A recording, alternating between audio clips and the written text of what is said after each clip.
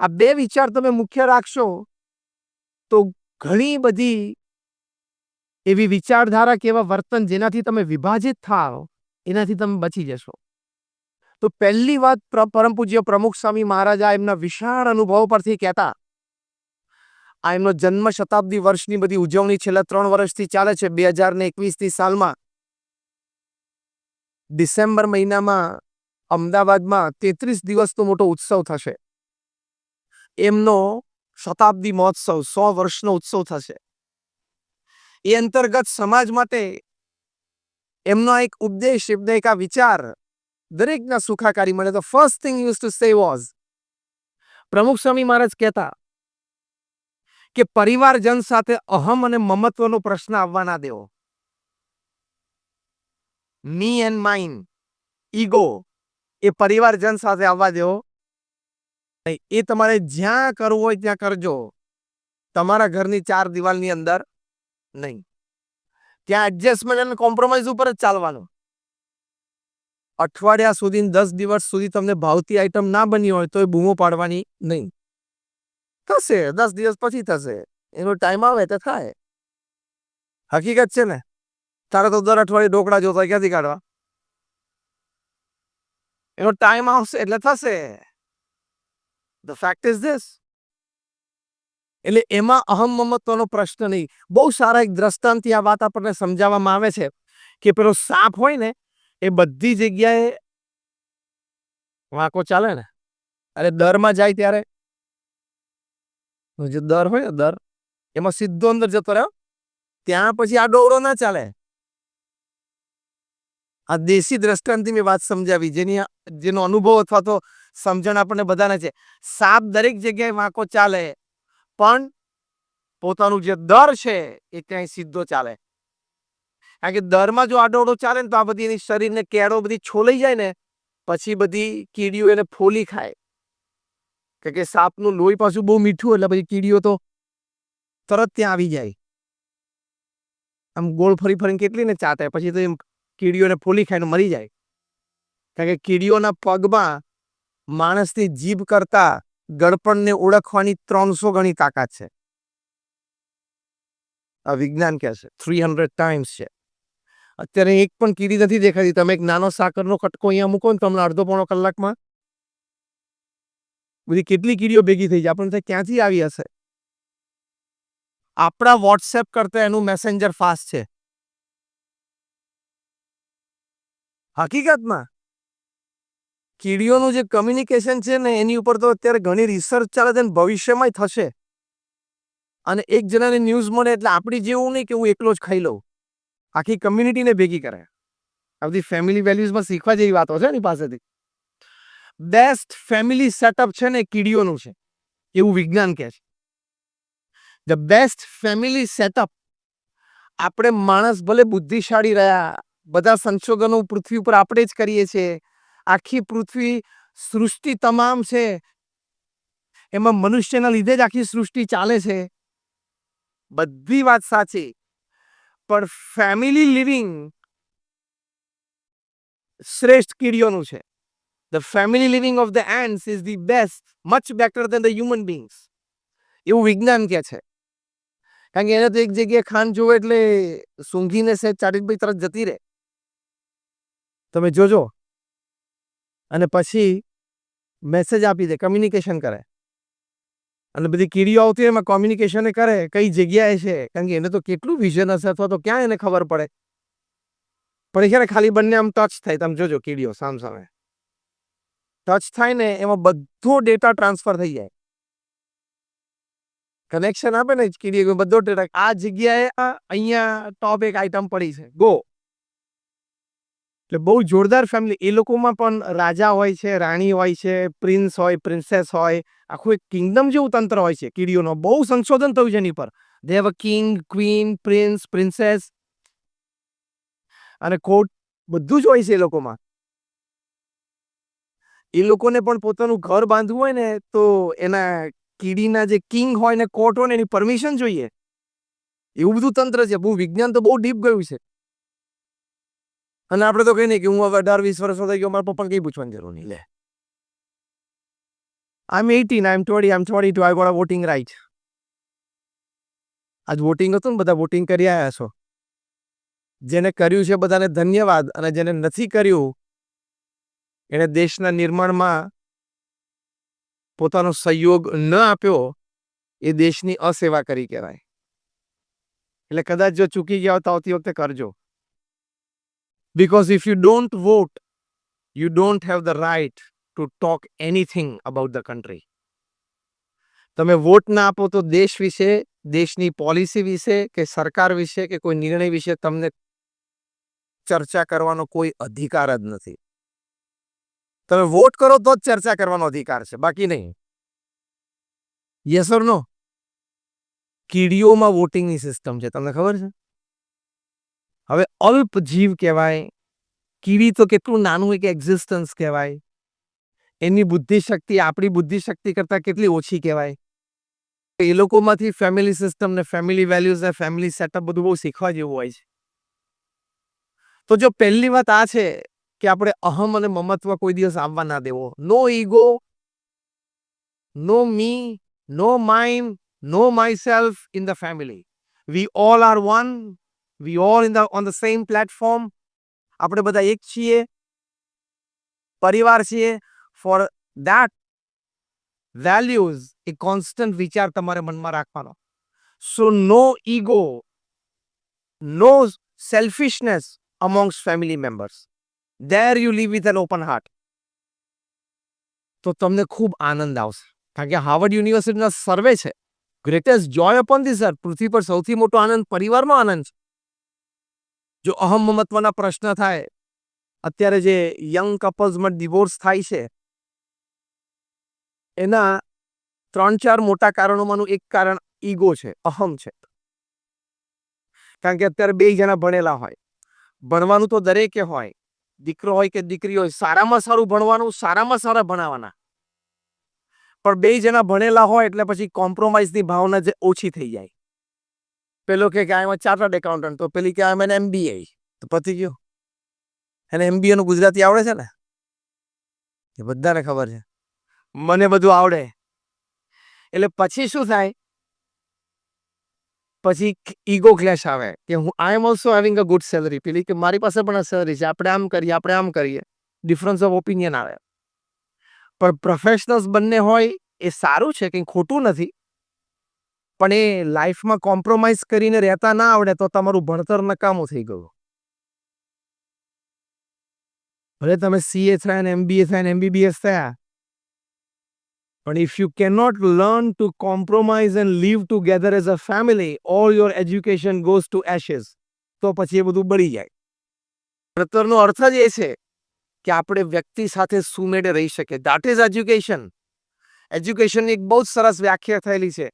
Education is that which remains with you when you've forgotten everything that has been taught to you. Sandeep, એજ્યુકેશનની લાઈનવાળા છે ને બધા, એટલે education is that which remains with you when you have forgotten everything that has been taught to you.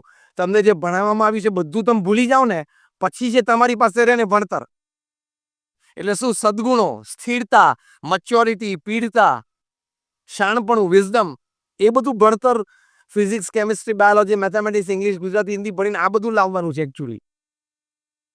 તો એ સમજીને આપણે કોઈ ઈગો ક્લેશ આવવા દેવો નહીં. અમદાવાદમાં એક બોય અને એક ગર્લ બંને ત્યાં ડેન્ટલ કોલેજમાં ભણતા હશે, બંનેને એમ પરિચય થયો, થોડી ફ્રેન્ડશિપ થઈ, પછી બંનેને એક રિલેશનશિપ શરૂ થયું, અને બંને નક્કી કર્યું કે આપણને બંનેને અનુકૂળ છે એટલે આપણે મેરેજ કરશું. ફાઇન. બંને જણાને ડેન્ટલ કોલેજ પૂરી થઈ, બંને જણા ડેન્ટિસ્ટ થઈ ગયા. એટલે બંને જણાએ પોતપોતાના ઘરે રજૂઆત કરી કે મારે અહીંયા મેરેજ કરવા છે. પણ વોટ એવર ધ રીઝન, જે કંઈ કારણ હશે, પણ બંને પરિવારમાંથી ના આવી કે તમારે, અમે તમને પરમિશન ના આપીએ. એટલે આ બંને તો એકદમ સ્ટ્રોંગ રિલેશનશિપમાં હતા. એટલે બંને નક્કી કર્યું કે આપણે PG કરીએ, પોસ્ટ ગ્રેજ્યુએશન. એટલે બંને જણાએ પોસ્ટ ગ્રેજ્યુએશન કર્યું, એટલે બીજા 2-3 વર્ષ નીકળી જાય. એ દરમિયાન અને પછી પણ પરવાનગી માંગી, પણ જે પણ કારણ હશે બંને પરિવાર તરફથી પરવાનગી ન મળી. પણ બંને એટલા સંસ્કારી કે મા બાપની ઈચ્છા વિરુદ્ધ તો આપણે કંઈ કરવું નથી. એમને મા બાપને આપણને ઉછેર્યા છે, તો આપણે એને રાજી રાખવા છે, આપણે એની જોડે સંબંધ સારો રાખવો છે. એટલો વિચાર તો યંગસ્ટરમાં હોવો જ જોઈએ. કે જે મા બાપે મને ઉછેરીને 22 વર્ષ મોટો કર્યો, તો પછી કોકની જોડે મારે 6 મહિના પરિચય થયો અને ભાગીને લગ્ન કરી દઉં, એ તો ખોટું જ કહેવાય. એ આપણી સંસ્કૃતિ નથી. મા બાપને સમજાવીએ, પ્રયત્ન કરીએ અને વિચાર પણ કરીએ, અને મા બાપનો વિચાર હોય એની પર પણ વિચાર કરીએ. મા બાપ કે આપણા દુશ્મન તો છે નહીં, એ કંઈ આપણે દુઃખી થાય એવું તો વિચારતા નથી. કદાચ કોઈક જગ્યાએ તમને અનુકૂળ હોય તો મા બાપને કેવું વિચારે, અને પછી ચર્ચા થાય, એમાં મા બાપ સ્ટ્રોંગ પોઈન્ટ રજૂ કરે, જો આટલા પ્રશ્નો થવાની શક્યતા, તો એમને એક અનુભવ છે, એમને એક જમાનો જોયેલો છે, તો યંગસ્ટર્સે થોડુંક માનવું પડે. હા કે ના?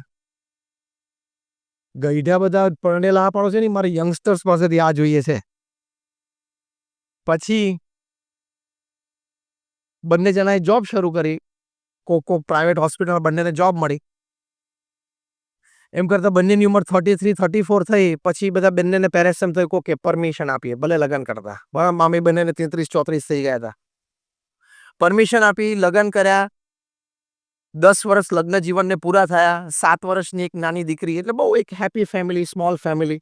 બંને જણાની પ્રેક્ટિસ ટોપ ચાલે. અમદાવાદમાં પોશ એરિયામાં સેટેલાઇટમાં એમણે એક બંગલો કર્યો. I am talking of the 90s. પછી પેલી જે લેડી ડોક્ટર હતા, એમની પ્રેક્ટિસ થોડી વધારે ચાલવા માંડી, અને 2-3 લેડી ડોક્ટર્સે ભેગા થઈને નક્કી કર્યું કે આપણે એક હોસ્પિટલ કરીએ, પ્લોટ ખરીદીને. અને પેલા જે જેન્ટલમેન ડોક્ટર હતા, એની પ્રેક્ટિસ એટલી નહોતી ચાલતી, એટલે એ તો જોબ કરતા હતા, પણ આ લોકોએ જોબ છોડીને, અને એના વાઈફે કહ્યું કે તમે પણ અમારી સાથે જ બેસજો એમ. પેલાને જરા મેલ ઈગો, મેલ શોવિનિઝમ આવી ગયું. How can my wife earn more than me? મારી પત્ની મારા કરતા વધારે પગાર કેમ લાવે ઘરમાં? એટલે તારું જ ઘર છે, બે જણા એક જ છો, એક જ પરિવાર છે, પૈસા તો ઘરમાં જ આવે છે ને. અને તમારે એક જ સંતાન છે, ને ઉછેર માટે જ વપરાવાના છે, ને તમારા પરિવારના સુખ શાંતિ માટે વપરાવાના છે. એમાં ક્યાં ઈગો આવવાની વાત છે? પણ ઈગો આવી ગયો કે હું ડેન્ટિસ્ટ, મારા વાઈફ ડેન્ટિસ્ટ, મારા વાઈફ આટલી પ્રેક્ટિસ સરસ ચાલે. પણ હવે એના પ્રારબ્ધ, નસીબની વાતો તો હોય જ છે ને. અને કદાચ કળા થોડી વધારે હશે, એક્સપર્ટાઇઝ થોડી વધારે પણ હશે, એ પણ પોસિબલ છે. પણ એમ કરતા કરતા જરા મનભેદ થયા, મતભેદ થઈ ગયા, બંને છૂટા રહેતા થયા, ડિવોર્સની વાત આવી ગઈ, અને નક્કી થઈ ગઈ. બહુ બધા વડીલોએ સમજાવ્યા પણ માન્યા નહીં. અને પછી એક વાતમાં વાંકવું પડે ને, એટલે બધી વાતમાં વાંકવું પડે. આ કેવું છે ખબર છે? રિલેશનશિપ કેવી છે? કોઈ પણ સંબંધો, તો પેલું શર્ટ પહેરો ને, તો પહેલું બટન જો ખોટું પીડો ને, પછી બધા ખોટા, પછી બધા ખોટા. એમ રિલેશનમાં, કોઈ પણ ફેમિલી મેમ્બર્સમાં એક જગ્યાએ જો વાંકવું પડ્યું ને, એટલે બધી જ જગ્યાએ, બધા પ્રસંગે તમને વાંકવું પડશે. બધા જ પ્રસંગે તમને વાંકવું પડશે, એવું થવાનું જ. પછી કોક તમારી સામે સામાન્ય આમ જોશે ને, તોય તમને એમ લાગશે કેમ મારી સામે જોયું. બોલો, આના મનમાં આવો જ વિચાર લાગે છે. એ મારી સામે જોવે છે ને, એના મનમાં આવો જ વિચાર, એવું બધું ધારણા શરૂ થઈ જાય.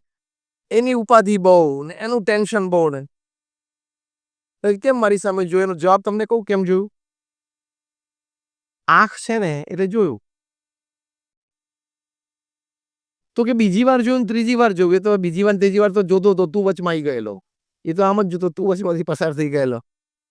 એટલે આપણું માઇન્ડ ઘણી વખત એટલું વીક થઈ જાય કે કેમ મારી સામે જોતા હશે, કેમ આવું બોલે. પછી કંઈક બોલે ને તોય કે જો એકચ્યુઅલી છે ને, આ રેફરન્સમાં એ આમ બોલે છે, પેલા એક રેફરન્સમાં આમ ટોન્ટ માર્યો. પછી તમને બધું ટોન્ટ જેવું જ લાગશે. કારણ કે શું થઈ ગયું? પહેલું બટન ખોટું બીડાઈ ગયું. That happens. અને પછી એ રીતે જ આગળ ચાલે. હવે બંનેના લોયર્સે કીધું કે તમે આવી જાઓ, સોમવારે સવારે મ્યુચ્યુઅલ એગ્રીમેન્ટથી ડિવોર્સ કરી આપે, you sign your divorce papers. બંને જણા કોર્ટમાં ગયા. કોર્ટે પહેલો પ્રશ્ન પૂછ્યો કે આ 7 વર્ષની નાની દીકરી છે, એની કસ્ટડી કોણ લેશે? નોર્મલી તો માઇનર કહેવાય એટલે માતા પાસે રહે. એની માતા કે ના, હું તો બહુ બિઝી છું, સવાર 8 થી રાત્રે 11 વાગ્યા સુધી મારી પ્રેક્ટિસ ચાલે છે, એટલે હું તો બહુ જ બિઝી છું, મારાથી તો શક્ય જ નથી. મારા હસબન્ડ છે ને રિલેટિવલી ફ્રી હોય છે, એ રાખશે. એટલે પાછું એ ઝાટકો વાગ્યો કોર્ટમાં. એના હસબન્ડ કહેનારા મને તો ડોટરનો ઉછેર બધો ફાવશે નહીં, બહુ નાની દીકરી, હું કેવી રીતે, હું આખો દિવસ બિઝી હોઉં કામમાં હોઉં. કોર્ટે કીધું પહેલા આ નક્કી કરો, પછી ડિવોર્સ પેપર ઉપર સાઇન કરવાની તમને કોર્ટ પરમિશન આપે. પણ ન થઈ શકે એટલે કોર્ટે કીધું વાંધો નહીં, આ નાની બાળકી છે, એના દાદા દાદી અને નાના નાનીઓ કાલે બોલાવો, અમે એને પૂછીએ. કોર્ટ એમને પૂછશે કે આ બાળકીની કસ્ટડી કોણ રાખશે. એ લોકો આવે અને કોર્ટે બહુ આગ્રહ કર્યો. પછી એ નાની બાળકીની નાની એટલે એના મમ્મીની મમ્મી એને કીધું કે સારું, હું ધ્યાન રાખીશ. જેવી એમણે હા પાડેલી આમ પેક્ટ કોર્ટમાં, એટલે હસબન્ડ વાઈફ બંને ડેન્ટિસ્ટ એકદમ આમ ભણેલા તો હતા જ, મેનર તો હતા જ, ભણેલા હતા અને મેનર્સ હતા, એટલે આમ સરસ, oh thank you mom, thank you very much. આ ભણતર લજ્યું, મેનર્સ ખરા પણ વેલ્યુઝ નહીં. અત્યારના જનરેશનમાં બહુ પ્રોબ્લેમ છે. મેનર્સ બહુ હોય, એટિકેટ્સ બહુ હોય, પણ પાછા વેલ્યુઝ ને વર્ચ્યુઝમાં ખામી આવતી જાય છે. પછી પેપર સાઇન કરી બંને જરા પાર્કિંગ લોટમાં જઈને પોતપોતાની ગાડી લઈને જતા રહ્યા. પેલી નાની એમની દીકરાની દીકરીને રોજ સવારે ઓટો રિક્ષામાં સ્કૂલે મૂકવા જાય અને બંગલા પાસેથી પસાર થાય એટલે પેલી બાળકી એની નાનીને પૂછે કે નાની નાની ફરી વખત પપ્પા મમ્મીને હું 3 જણા અહીંયા અમારા જૂના ઘરે બંગલામાં ક્યારે સાથે રહેવા જશું. ત્યારે એના નાની પાસે કોઈ ઉત્તર ના હોય. જો આવા અહમ અને મમત્વના પ્રશ્ન થઈ જાય, ઈગો, એટલે એ પછી પરિવારમાં બહુ દુઃખદાયી છે. એટલે એ તમારે પરિવાર માટે વાત ના રાખવી. ફરી વખત દરમાં સાપ સીધો જારે, ત્યાં આડોઅવડો થાય નહીં, એટલે ત્યાં શાંત અને સ્થિર રહેવાનો. બીજો એક મોટો પ્રશ્ન પરિવારના વિખવાદ માટે એ છે, એક અહમ મહત્વનો પ્રશ્ન છે. બીજો એક મોટો પ્રશ્ન એ છે કે એકબીજાને સમજવાની અને સહન કરવાની વૃત્તિ ઓછી, ટોલરન્સ અને એક્સેપ્ટન્સ.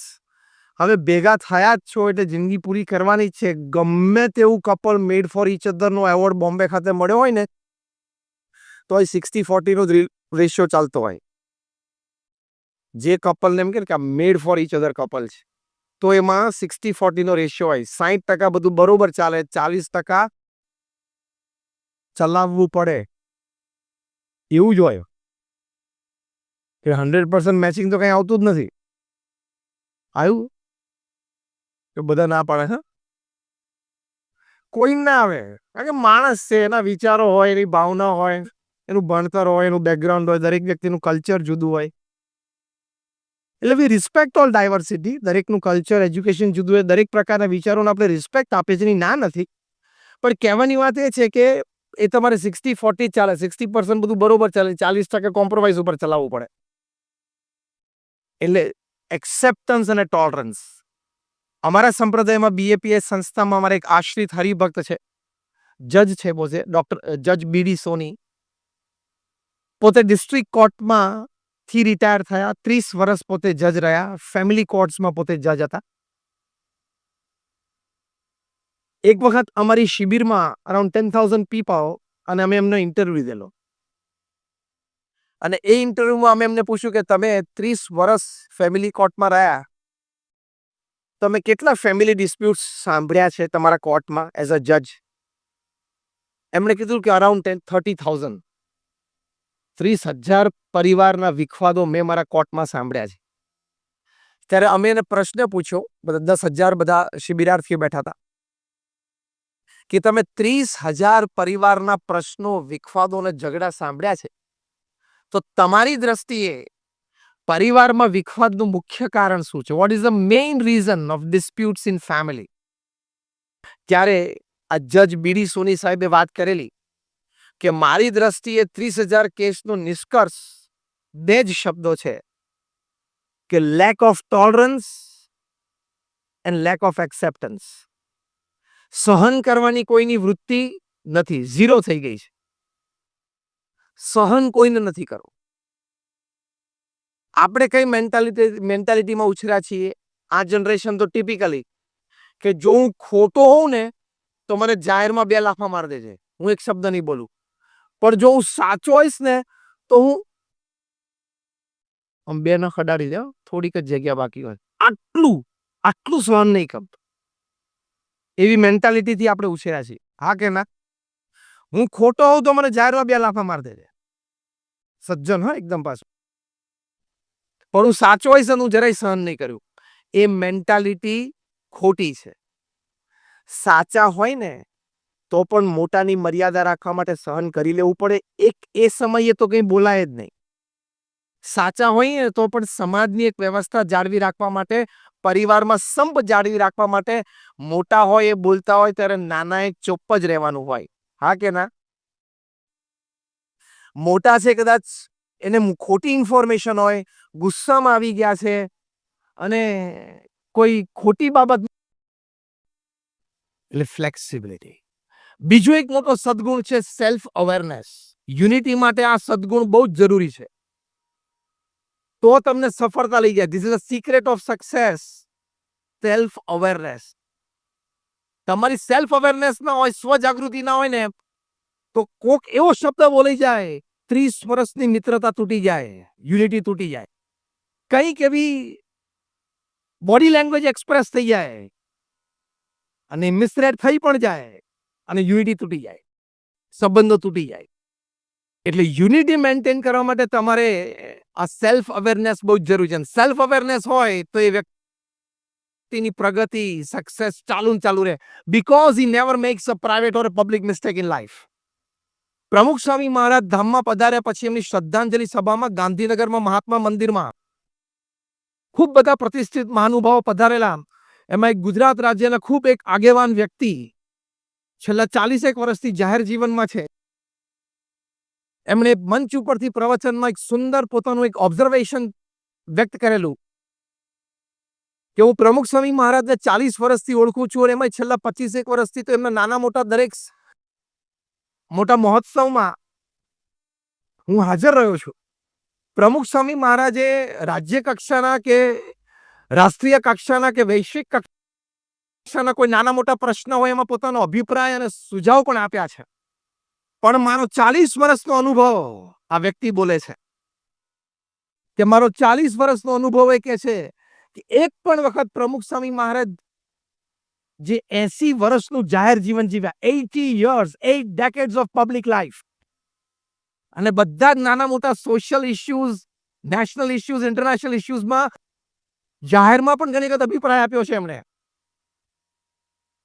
પણ એક પણ વખત પ્રમુખ સ્વામી મહારાજના મુખે એક પણ એવો સ્લીપ ઓફ ટંગ, એક પણ શબ્દ નથી નીકળ્યો જેને લઈને કોન્ટ્રોવર્સી ઊભી થઈ હોય. આટલી સ્વજાગૃતિ જેના વ્યક્તિના જીવનમાં હોય એ વ્યક્તિને સફળતા મળે, કારણ કે there are no forces to pull him down and back. એમને ઓબ્ઝર્વ કરેલું. તો આપણે પણ યુનિટી, મિત્રભાવ, એટલે કે મિત્ર સાથે યુનિટી, ફેમિલીમાં પારિવારિક એકતા એટલે ફેમિલી યુનિટી, જે આપણે કામ કરીએ છીએ ત્યાં વર્કિંગ કલીગ સાથે આપણી જે યુનિટી, એ મેન્ટેન કરવા માટે તમારે સેલ્ફ અવેર તો અત્યંત રહેવું પડે. બોલવામાં, ચાલવામાં, જોવામાં, એક્સપ્રેસ થવામાં, બોડી લેંગ્વેજમાં અત્યંત સ્વજાગૃતિ. that you don't offend, you don't make a mistake. તો એ નો લાભ શું? હું ડેપ્થ ઉપરથી બોલું છું, સાંભળજો. એનો લાભ શું? તમારી પર્સનાલિટી અને તમારું કેરેક્ટર વધારે એક્સેપ્ટેબલ બનશે. અને when your personality and character becomes more acceptable, the ladder of success is right in front of you. પ્રમુખ સ્વામી મહારાજની પર્સનાલિટી અને કેરેક્ટર આખા સમાજે સ્વીકારી. એટલે resources, all kinds of resources, material resources, man resources, money resources, બધા resources ઉપલબ્ધ થઈ શક્યા. એટલે એક સેલ્ફ અવેરનેસ બહુ જ મોટી વાત છે. અને ત્રીજો મોટો સદગુણ એ લખે છે, an ability to face and use the suffering of life. લાઈફમાં સફરિંગ આવે, નિયર એન્ડ ડિયર વન્સમાંથી પણ આવે, પણ એ સંબંધ કાપતા પહેલા યુનિટીનો વિચાર કરવો, રેસિપ્રોકેટ થતા પહેલા યુનિટીનો વિચાર કરવો. એ જે ઘા તમને વાગ્યો છે એ ચોક્કસ નહોતું થવું જોઈતું પણ થઈ ગયું છે, યુ આર હર્ટ. પણ એનું લેવલ કેટલું છે, કેટલા દિવસ ટકશે, એ વ્યક્તિ હાથે કરીને કર્યું છે, ઇન્ટેન્શનલ છે કે અનઇન્ટેન્શનલ છે, આ ઘણું બધું વિચારવું પડે બિફોર યુ રેસિપ્રોકેટ. કારણ કે તમે રેસિપ્રોકેટ થશો એટલે યુનિટી તૂટશે જ. અને યુનિટી તૂટશે એટલે તમે ડિસ્ટર્બ થશો. અને વ્યક્તિગત જીવનથી વ્યવહારિક જીવન સુધી સફળતામાં પ્રશ્ન ઊભા થશે જ. હર્ટ તો બધા જ થવાના છે. અને ક્યાંથી થવાના છે? નિયર એન્ડ ડિયર વન્સમાંથી જ. કારણ કે દુનિયાનો ક્રમ છે. એને ઇવેલ્યુએટ પ્રોપર કરવું પડે. થોડી થોડી વાતમાં નારાજ નહીં થવાનો. આપણું મન એટલું બધું નબળું હોય છે કે આપણે કોઈ ગેધરિંગમાં જઈએ ને કોઈક આપણી સામે 2 વાર 3 વાર જોવે ને તો મનમાં વિચાર હોય, કેમ જોતો હશે, કેમ જોતો હશે. જવાબ આપું કેમ જોતો હતો? કહું? આંખ છે, જોવે, ઇટ્સ ઓકે. એને તો 2 જ વાર જોયું, ત્રીજી વાર તો તું વચ્ચેથી પસાર થઈ ગયેલો ખોટો. એ તો આમ જ જોતો હતો. એટલે બહુ જ આપણું ડાઉટફુલ માઇન્ડ હોય ને, નાની શંકાઓ હોય ને, એ આપણી બોડી લેંગ્વેજ ઉપર રિફ્લેક્ટ થાય અને એ વ્યક્તિ સાથે યુનિટીમાં પ્રશ્ન થાય જ. એટલે બહુ નાની નાની વાતો મગજ ઉપર નહીં લેવાની. કેમ આવું બોલ્યો હશે? કેમ આમ જોયું હશે? કેમ આમ કર્યું હશે? Why are you giving so much of your time, energy and space in your mind to that person, to that happening? આવી નાની નાની વાતો ગણવાની જ નહીં, તો જ યુનિટી રહેશે. નાની નાની વાતો સંભાળી જ નહીં રાખવાની, તો જ બાકી. કારણ કે આ તો રોજ બનવાનું. હા કે ના? રોજ બનવાનું હતું. વર્ક પ્લેસ પર બનવાનું, તમે બસ સ્ટેન્ડ ઉપર ઉભા હો તો ત્યાં બનવાનું. એટલે an ability to face and use the suffering of life. પ્રમુખ સ્વામી મહારાજ મુંબઈમાં હતા. એક પ્રતિષ્ઠિત મહાનુભાવ, યુનિયન કેબિનેટ મિનિસ્ટર. એમણે પ્રમુખ સ્વામી મહારાજના દર્શન કરવા માટે આવ્યા ત્યારે પ્રમુખ સ્વામી મહારાજના મોઢે 1 કલાક સુધી અપમાનિત શબ્દોમાં પ્રમુખ સ્વામી મહારાજને ખખડાવ્યા. પ્રમુખ સ્વામી મહારાજ એ વખતે તાવ હતો ને રેસ્ટ કરતા હતા. જે હોસ્ટ હતા એમને પણ લાગ્યું કે બહુ ખોટું થઈ ગયું, પણ હવે આટલા મોટા માણસને રોકે કોણ? અને ખખડાવા પાછળનો મુખ્ય મુદ્દો એટલો હતો કે તમે યુવાનોને, યંગસ્ટર્સને, એન્જિનિયર્સ, ડોક્ટર્સને તમે સાધુ બનાવો છો તો ભવિષ્યમાં એન્જિનિયર્સ ને ડોક્ટર્સની ખોટ પડશે સમાજને. ગમે ત્યારે જોવો ત્યારે બધા પ્રોફેશનને 15% તો અનએમ્પ્લોયડ હોય જ છે ને પૃથ્વી ઉપર. એનું પહેલા વિચાર કરને. એટલે સ્વામી એક શબ્દ ના બોલ્યા. પછી ખખડાવાનું બંધ કર્યું એમણે. ગુસ્સો ઉતરી ગયો એટલે સ્વામી આમ ઘડિયાળ સમય જોયું, રાત્રે 7:30 થયા. સ્વામી કે એમને જમાડી દેજો. આ વાત તો ત્યાં પૂરી થઈ ગઈ 1986માં. 2 વર્ષ પછી 1988માં પ્રમુખ સ્વામી મહારાજની જન્મ જયંતિ નૈરોબીમાં હતી. 2 વર્ષ દરમિયાન જે પણ ઘટનાઓ બની હશે, આ વ્યક્તિ was no more the union cabinet minister. He was no more the member of the planning commission of India. એટલે એક સામાન્ય વ્યક્તિ બની ગયેલી. એક એનજીઓ ચલાવતા હતા, એના ફંડ રેઝિંગ માટે નૈરોબી આવેલા. એને ખબર પડી કે પ્રમુખ સ્વામી મહારાજના સાનિધ્યમાં બહુ જ મોટું ગુજરાતી ગેધરિંગ ભેગું થવાનું છે.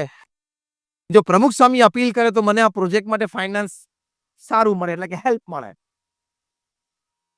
એમને આવતા જોયા પ્રમુખ સ્વામી મહારાજ એટલે પ્રમુખ સ્વામી મહારાજ મંચ ઉપરથી જાતે ઊભા થયા. સ્ટેજના ખૂણા સુધી એમને લેવા માટે ગયા. હાથ પકડી એમને મંચ ઉપર લાવ્યા. મંચ ઉપર 4-5 પ્રતિષ્ઠિત મહાનુભાવો બેઠેલા. એમની સાથે એમની ઓળખાણ કરાવી. અને પ્રમુખ સ્વામી મહારાજને પૂછ્યું કે બોલો શું આવવાનું થયું? એમને કહ્યું મારે કામ છે ને તમે જો જાહેરાત જાતે કરો તો બહુ સારું. સ્વામી કે કરશો. એમને બાજુમાં મંચ ઉપર બેસાડ્યા. એક સિંગલ બોડી લેંગ્વેજ એક્સપ્રેશન, એક single flicker of the eye, movement of the lip. Pramukh Swami મહારાજ એવું જણાવવા ના દીધું કે 2 વર્ષ પહેલા તમે મને 1 કલાક સુધી નોન સ્ટોપ, મને તાવ હતો તો પણ એક ન ગણકારીને તમે મને બેફામ શબ્દોમાં ખખડાવેલો. 1986 મીન્સ પ્રમુખ સ્વામી મહારાજ was 66 years old. મોટા મોટા ઉત્સવો ઇન્ડિયામાં ઉજવાઈ ગયેલા 81-85 ના. He was popular, famous and acceptable to the society all over the country, internationally as well. 1985 નો અહીંયા CFI લંડનમાં ઉજવાઈ ગયેલો હતો. એમણે પ્રમુખ સ્વામી મહારાજે વાત કરી એટલે પ્રમુખ સ્વામી મહારાજે આશીર્વાદમાં જાતે એમની એનજીઓ વિશે, એમના પ્રોજેક્ટ વિશે અનાઉન્સમેન્ટ કર્યું. એમને બહુ સારું લાગ્યું. એમને ઘણી યોગ્ય હેલ્પ પણ મળી. અને એમને કાયમ માટે પ્રમુખ સ્વામી મહારાજ પ્રત્યે એક સદભાવ થઈ ગયો. To create unity between people and organizations is not a joke. You should learn the art of. એ વખતે પ્રમુખ સાંઈ મહારાજ બીજું બધું આપણે એની જગ્યા હોત તો ઘણું કહી શક્યા હોત ને કરી શક્યા હોત ને. પહેલો શબ્દ આવ્યો પણ પ્રમુખ સાંઈ મહારાજ વોઝ અ ડિફરન્ટ કેરેક્ટર. આ લેવલ ના સદગુણોનું exhibition, a deep sense of oneness, deep sense of understanding હોય કે આપણે જેમ સારું કામ કરીએ છીએ એમ આ વ્યક્તિ પણ આજે એક સારું કામ કરવા માટે આવ્યા છે. સમાજનું સારું કામ થાય છે ને, સમાજની યુનિટી વધે છે ને, તો I must let go, I must forget, I must forgive, ત્યારે સંપ મેન્ટેન થાય. આપણે તો અહીંયા બેઠા છીએ, આટલો મોટો વારો તો આવવાનો નથી કોઈ દિવસ, પણ આપણે પરિવારમાં અને જ્યાં કામ કરીએ છીએ અને આપણું સોશિયલ સર્કલ છે ત્યાં થોડુંક લેટ ગો, થોડુંક મોટું મન, થોડુંક face the suffering, forget the suffering, તો એ સદગુણોથી સંપ વધે છે. એટલે 3 સદગુણ હોય તો એ સ્પિરિચ્યુઅલી હાઈ પર્સન એટલે સ્પિરિચ્યુઅલ કોશન્ટ એનામાં છે, વાત સમજાય. First is flexibility, second is self awareness, અને third an ability to face and use the suffering of life. Unity maintain થાય. એમનું પણ સરસ કામ થયું, એમની સંસ્થાનો પ્રોજેક્ટ પણ સરસ થયો, તો સક્સેસ કહેવાય ને. Yes or no? The secret of success is the sense of unity. One step ahead of the sense of unity, expression of unity. આ સદગુણ આપણે શીખવાનો.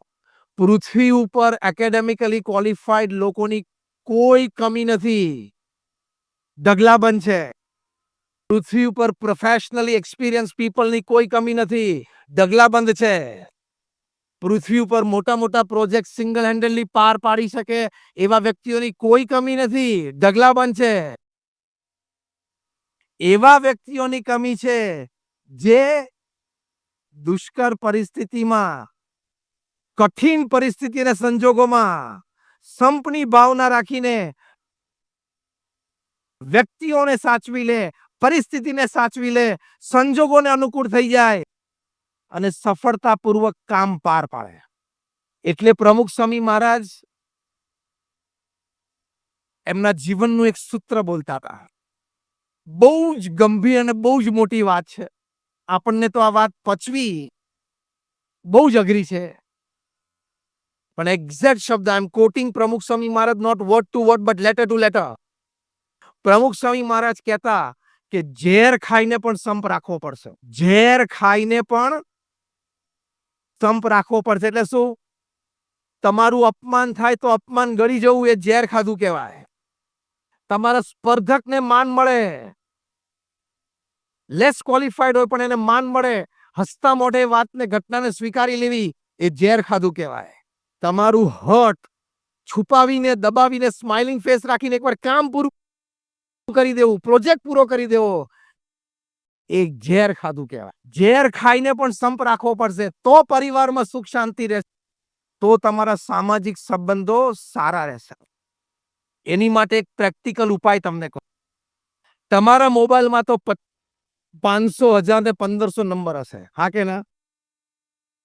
એફબી ઉપરની તો વાત નથી કરતો, એમાં તો બહુ હોય, પણ સમજવાનું, તમે હોસ્પિટલમાં દાખલ થશો ને ત્યારે એફબી વાળો કઈ નહીં આવે. એફબી વાળા કોઈ હોસ્પિટલમાં ખબર કાઢવા આવતા નથી, એ ખબર છે ને? આ તો વાંધો નહીં. તમારા મોબાઈલમાં 500, 1000, 1500 નંબર હોય, સિલેક્ટ 25. આ 25 વ્યક્તિઓ મારે કોઈ પણ સંજોગોમાં મારા જીવનમાં જોઈએ. હું તમને બહુ જ પ્રેક્ટિકલ વાત કરું છું. જીવનમાં સફળતા અને શાંતિ માટે, સુખ માટે આ 25 વ્યક્તિઓ મને મારા જીવનમાં જોઈએ. આપણા ફેમિલી મેમ્બર્સ હોય, રિલેટિવ કોઈ હોય, ફ્રેન્ડ હોય, નેબર હોય, વર્કિંગ કલીગ હોય, સ્કૂલમેટ હોય, કોલેજમેટ હોય, whatever. Decide 25 people in your life. That is your first decision. Second decision is important. All time, all compromises with these 25 people. That is life. A secret of success. All times, under any circumstances, મારે આ 25 વ્યક્તિઓ સાથે compromise જ કરવા, એનો વાંક હોય તોય મારે જ સોરી કહેવાનું છે. અને તમે સફળતા, સુખ, શાંતિ કેવી પ્રાપ્ત થાય છે તમે જુઓ. એને કંઈક ઓછું આવ્યું તો મારે જ નમી દેવાનું. Because I want this 25 people in my life till my last breath upon this planet. For me to remain happy. આ યુનિટીનો ભાવ થયો. અને આની પાછળ સિક્રેટ છે આપણા સક્સેસનો, સુખનો. એ 25 વ્યક્તિઓનો અવગુણ જ નહીં જોવાનો. એ 25 વ્યક્તિઓનો કોઈ દુર્ગુણ નજરે ચડે તો પણ આંખ આડા કાન કરવાના. એની માટે એક કોર્પોરેટ લો છે, ખબર તમને? Every corporate has two rules. Rule number 1 and rule number 2. Rule number 1, the boss is always right. Rule number 1 શું છે? The boss is always. Rule number 2, if someday you feel that the boss is wrong, go to rule number 1. The boss is always right. એ બોસને 25 માંથી એક તો રાખવો પડશે ને. પણ આ રૂલ બધી જગ્યાએ એપ્લાય થાય છે. તમારા સ્પાઉસ સાથે પણ આ રૂલ વાપરવાનો. Rule number 1, my spouse is always right. આ ભાવના રાખવી જ પડશે સંપ માટે. તો જ successful marriage and thus one of the successes of your life થશે. હા, કોઈ વાત થાય, કોઈ ચર્ચા થાય, કોઈ ડિફરન્સ ઓફ ઓપિનિયન હોય તો કોઈ વખત હોટ ડિસ્કશન પણ થઈ જાય. Behind the mind you have to keep this.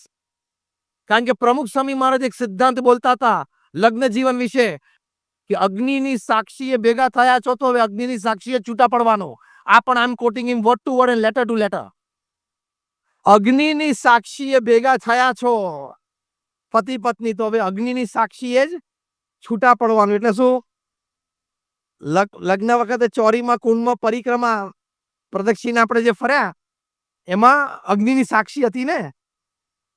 અને છૂટા પણ ક્યારે પડવાનું? અગ્નિની સાક્ષી એટલે કે શું? સ્મશાનમાં એક જણા ધામમાં જાય ત્યારે. એની માટે તમારે રૂલ નંબર 1 ને રૂલ નંબર 2 રાખવો જ પડે. At the back of your mind, my spouse is always right. Rule number 2, if someday I feel that my spouse is wrong, see rule number 1. બાકી તો પડે વાંધો આવશે. એની made for each other couple હોય ને, made for each other couple of the town of the city, એમાં 70-30 નો ratio હોય છે. 70% બંને એકબીજાને અનુકૂળ હોય, ગમતું હોય, ફાવતું હોય. 30% ઇઝ અ ટેક ફોર્મ્યુલા. આ એક ફોર્મ્યુલા મેં ડિઝાઇન કરી છે. Out of all my talks, travels and experiences of meeting people. TAAC. T is tolerance, A is acceptance, again A is apologies and C is compromise. 30% તો આવે જ life. તમારે એમ નહીં કહેવાનું કે લે તું આવો હતો મને ખબર નહીં, તું આવી હતી મને ખબર નહીં, એવું ના બોલાય. પેલું 30% માં આવી જ જાય. કારણ કે તમને ખબર છે ને, marriage is also a package deal.